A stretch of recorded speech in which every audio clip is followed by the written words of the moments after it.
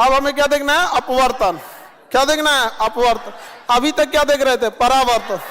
चलो अब इधर देखो सब लोग, ध्यान से देखो। अगर प्रकाश किसी चिकने तल से टकराकर और उसी तल में चली गई थी, टकराकर उसी तल पे चली गई थी, तो क्या कहलाता? परावर्तन। क्या कहलाता? परावर्तन। आगे बढ़े, क्या कहलाया? परावर्तन। तो परावर्तन तो हम आप पढ़ा दिए, परावर्तन। अब परावर्तन देखने के लिए हम किसका प्रयोग किए थे? दर्पण का। किसका यूज किए थे? दर्पण। लेकिन अब परावर्तन चैप्टर खत्म हो गया। अब हमको देखना है अपवर्तन। अगर कोई कांच है जिसपे पेंट नहीं किया गया है और इससे अगर कोई प्रकाश आएगी, इससे अगर कोई प्रकाश आएगा, तो ये क्या करेगा? अंदर प्रवेश कर जाएगा। क्या कर जाएगा? अंदर प्रवेश कर जाएगा। तो इसे हम कहेंगे अपवर्तन। क्या कहेंगे? अपवर्तन। यानी प्रकाश हिल गया तो अपवर्तन। अपवर्तन देखने के लिए लेंस का यूज करते हैं और इसमें देखने के लिए दर्पण। तो हम सबसे पहले आपको परावर्तन पढ़ाएं और परावर्तन के नियम बताए कि जितने डिग्री पे आता है उतने डिग्री पे जाता है। बीच में एक काल्पनिक रेखा खींचते हैं जिसे नॉर्मल या अभिलंब कहते हैं। एंगल को तल से नहीं बल्कि अभिलंब से नापते हैं। पढ़ा थक गए, ये बात कितना चिल्लाएं। और जब परावर्तन समझ में आ गया तब दर्पण पढ़ाएं। वैसे ही यहां भी पढ़ाएंगे कि आपतित किरण और अपवर्तित किरण के बीच में एक काल्पनिक रेखा खींचते हैं जिसे क्या कहते हैं? अभिलंब। और ये एंगल कभी भी बराबर नहीं होगा। अपवर्तन में एंगल बराबर नहीं होगा। तो पहले आपको खूब बढ़िया से क्या पढ़ाएंगे? अपवर्तन। जब अपवर्तन बढ़िया से पढ़ लेंगे तो आपको ढकेल देंगे किधर? लेंस की ओर। जैसे ढकेले थे कहां पर? दर्पण। दर्पण का फॉर्मूला भी पढ़ाए थे, 1/f = 1/v + 1/u पढ़ाए थे। उसी तरह जब लेंस पढ़ लेंगे तो इसका भी फॉर्मूला पढ़ेंगे, 1/f = 1/v - 1/u। यहाँ क्या है? प्लस, यहाँ क्या है? माइनस। इसमें क्या ही रखा है? सिंपल है। चलिए देखिए, लेंस अभी कहां पढ़ोगे? पहले अपवर्तन पढ़ोगे। समझो ध्यान से। अपवर्तन करने के लिए कलई नहीं किया होना चाहिए, पेंट नहीं किया होना चाहिए। शर्त नंबर ये कि कांच पर पेंट नहीं होना चाहिए। चलिए अब समझते हैं हम लोग। इसमें एक चीज समझिएगा, अगर इधर माध्यम है और इधर माध्यम है, अगर इधर का माध्यम विरल है और इधर का माध्यम सघन है, सघन मतलब घना माध्यम, सघन मतलब घना, सघन मतलब कम, एकदम डेंस माध्यम है, और इधर विरल है यानी रेयरर है। विरल कैसा है? विरल। विरल मतलब इसका माध्यम घना नहीं है। मतलब क्या है कि इधर हवा है, इधर पानी है। तो तुलना हमेशा सघन और विरल तुलनात्मक होता है। हमेशा कैसा होता है? तुलनात्मक होता है। समझ में गया? तो सघन और विरल में होता है। आगे बढ़ते, जैसे इधर मान के चलिए ये सघन है। क्या है? सघन। और ये हो गया विरल। विरल। सघन की पहचान ऐसे डॉट डाल दिया जाता है, ऐसे मतलब ये वाला माध्यम कैसा है? घना है। कैसा है? घना है। तो सघन का मतलब, जैसे बताइए, पानी और हवा में कौन सघन है? पानी और हीरा में कौन सघन है? हीरा सघन है। हीरा और कांच में कौन सघन है? हीरा। कांच ज्यादा सघन नहीं है, हीरा है। तो डिपेंड करेगा ना, क्योंकि इसमें आपको प्रकाश एक माध्यम से दूसरे माध्यम में जा रहा है। तो आपसे ये क्वेश्चन पूछेगा कि इसमें से इसमें गया, तो हमेशा याद रखिएगा। आप बताइए, आपको पानी विरल माध्यम में दौड़ना आसान है या सघन में? विरल में। सघन में दौड़ नहीं पाइएगा। अब आप हवा में दौड़ जाइएगा, पानी लगल रहेगा तो दौड़िए नहीं पाइएगा, नहीं दौड़ पाएंगे। तो जब भी प्रकाश विरल माध्यम अर्थात रेयरर मीडियम से क्रॉस करके, रिफ्लेक्ट करके डेंसर मीडियम में जाता है यानी सघन मीडियम में जाता है, तो झुक जाता है। क्या होता है? झुक जाता है। कहां झुकेगा? अभिलंब की ओर। कहां झुकेगा? अभिलंब। कहां झुकेगा? अभिलंब की ओर। अतः जब भी प्रकाश विरल से सघन में जाएगा तो वो सीधे जाएगा, हल्का से क्या हो जाएगा? झुक जाए। सीधे जाएगा कि झुक जाएगा? झुक जाएगा। इसी का उल्टा, जब वो सघन से विरल में जाएगा तो अविलंब से दूर हट गया, अविलंब से दूर हट जाता है। समझा गया? सघन में आएगा तो झुकेगा और दूर जाएगा तो विरल में जाएगा तो दूर हट जाएगा। ये अगर आप अपना एक दिमाग भी लगाइएगा ना तो आपको भी समझ में आएगा कि सघन में जा रहा है तो थोड़ा सा झुक जाएगा। समझा गया? टफ है उधर जाना तो क्या होता है? थोड़ा सा झुक जाता है। और जब विरल से जब सघन से विरल में जाता है तो अविलंब से दूर हटता, उसको आजादी मिलती है कि बाप रे बाप बड़ी तेज दौड़ सकते हैं इसमें, चलो भागो यहां से। समझ में आ गया कि नहीं आ गया? इसी वेब थ्योरी में आगे इसी में देखना है। समझ में आ गया कि नहीं आ गया? आगे देखते हैं। बोलिए, इसमें समझ में आ रहा है कि नहीं आ रहा है? बताओ, अगर अभिलंब की ओर झुक रहा है तो माध्यम कैसा है? सघन। अभिलंब से दूर हट रहा है तो माध्यम कैसा है? विरल। तो समझ में आ ही रहा है आप लोग को। अब इसमें क्या होता है भैया, एक ये माध्यम हो गया, माध्यम को अलग करने वाली रेखा, और ये हो गया अभिलंब। क्या है? अभिलंब। अब इस पे किरण आएगी, आपतित किरण। बताओ नीचे का माध्यम कैसा है? नीचे का माध्यम कैसे पता? झुक गया। ये एंगल ऑफ इंसिडेंस है, एंगल ऑफ रिफ्लेक्ट नहीं, रिफ्रैक्ट। क्या दोनों एंगल सेम होते हैं? इसमें नहीं सेम होता है, इसमें सेम नहीं होता। किसमें सेम होता है? परावर्तन में। दर्पण रहेगा तब। अब दर्पण को भूल जाइए, समझा गया कि नहीं गया? अब उस दर्पण को भूल जाइए। ये सब तो पढ़ा दिए हैं, अब ये सब दर्पण और पढ़ा दिए, समझा गया कि नहीं गया? अब इस दर्पण का यहाँ कोई नहीं, समझा गया कि नहीं गया? अब यहाँ क्या आ गया? लेंस। ये लेंस था जी, वही तो हम कहें क्यों मैं ऐसे दांत निकला, लेंस कहां से हो जाएगी? ये है लेंस।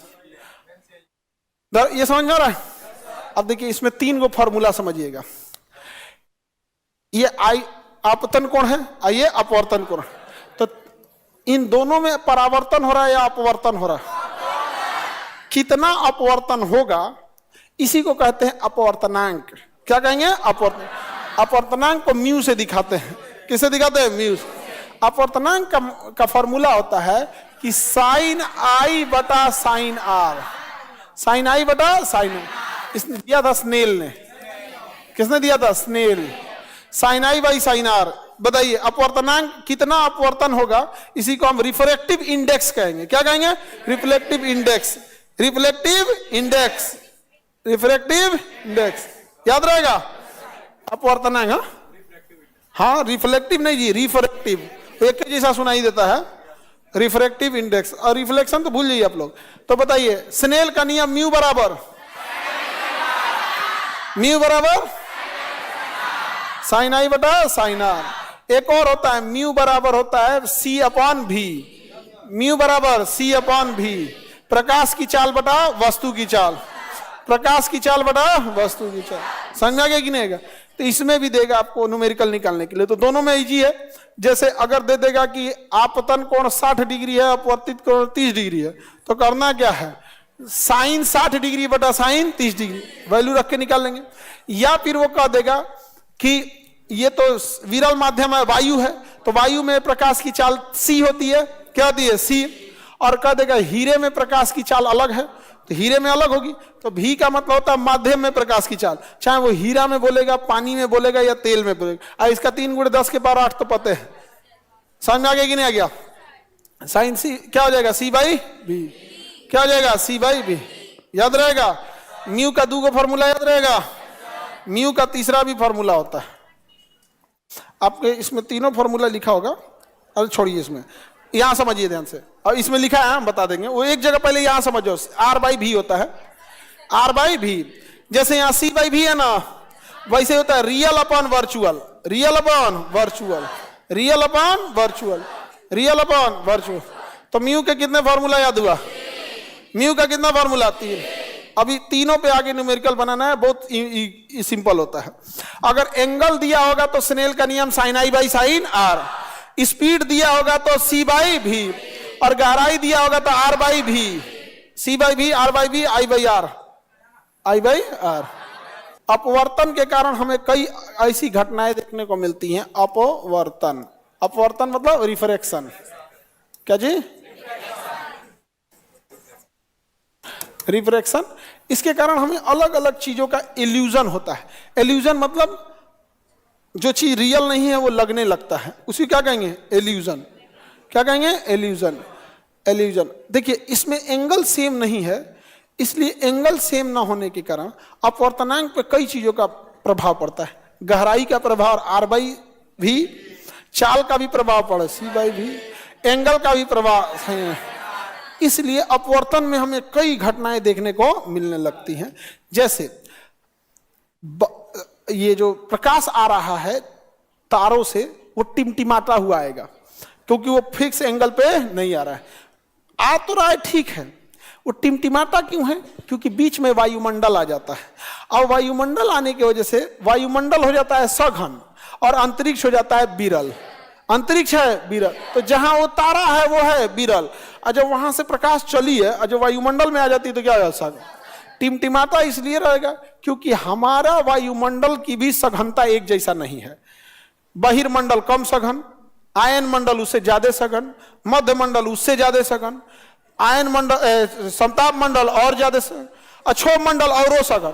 तो जो प्रकाश आ रही है ना, एक तो विरल से आ रहा है, वायुमंडल में 5 लेयर है, अब पांचों की सघनता बढ़ते जा रही है, तो जैसे वो बहिर्मंडल में घुसेगा तो थोड़ा और झुकेगा, आयन मंडल में और झुकेगा, समताप मंडल में और झुकेगा, क्षोभ मंडल में और झुकेगा, हमको ना उसका प्रकाश टिमटिमाता हुआ लगेगा। कैसा लगेगा? टिमटिमा।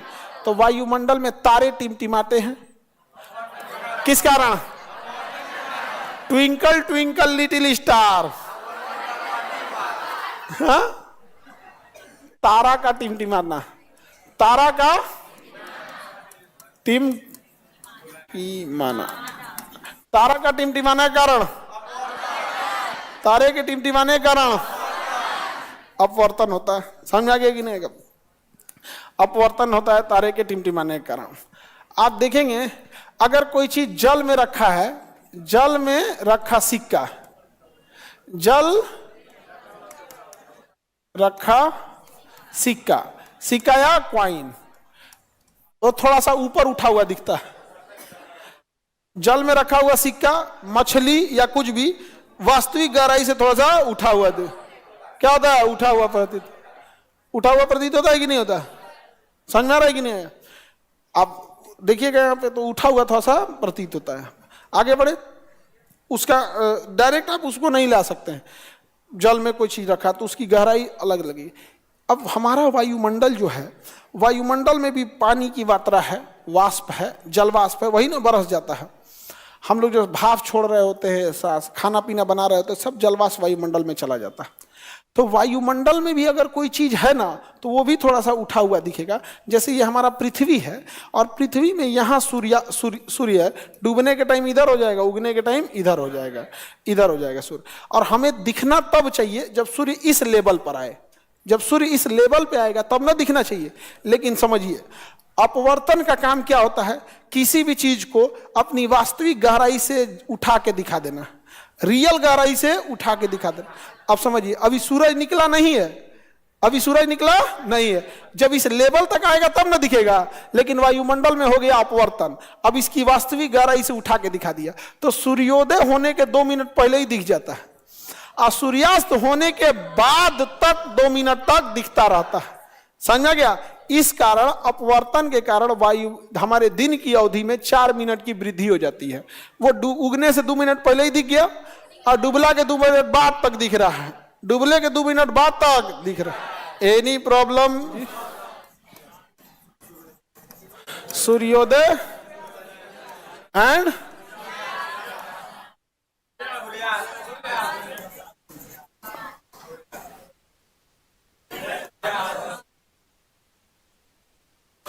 चार मिनट बेनिफिट है, समझ जाना क्या बोले हो गया।